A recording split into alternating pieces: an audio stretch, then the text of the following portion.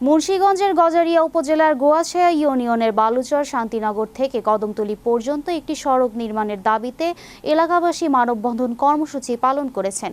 S M Nasir Uddin জানান, শুক্রবার 10 জুলাই বিকেল 4টায় বালুচর শান্তিনগর গ্রামবাসীর উদ্যোগে আয়োজিত এই মানববন্ধনে বিভিন্ন শ্রেণী পেশার মানুষ অংশ নেন।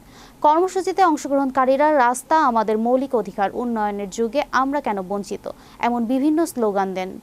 মানববন্ধনে বক্তারা বলেন, স্বাধীনতার 55 বছর পেরিয়ে গেলেও বালুচর শান্তিনগর থেকে কদমতলী পর্যন্ত কোনো চলাচলযোগ্য সড়ক নির্মিত হয়নি।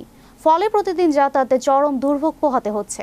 বিশেষ করে অসুস্থ রোগীদের হাসপাতালে নিতে গিয়ে নানা প্রতিবন্ধকতার মুখোমুখি হতে হয়। এমনকি সময়মতো চিকিৎসা না পাওয়ার পথেই রোগীর মৃত্যুর ঘটনাও ঘটেছে বলে তারা দাবি করেন। বক্তারা আরও বলেন, শান্তিনগর ও বালুচর এলাকায় প্রায় 2 শতাধিক শিক্ষার্থী প্রতিদিন কাদা পানি মারিয়ে বিদ্যালয়ে যেতে বাধ্য হচ্ছে, যা তাদের শিক্ষা কার্যক্রমে নেতিবাচক প্রভাব ফেলছে। আমরা ঠিকমতো স্কুলে যেতে পারি না, কলেজে ভার্সিটিতে যেতে পারি না, এবং এই রাস্তার কারণে আমরা প্রায় সারা বাংলাদেশ থেকে এক যুগ পিছিয়ে আছি।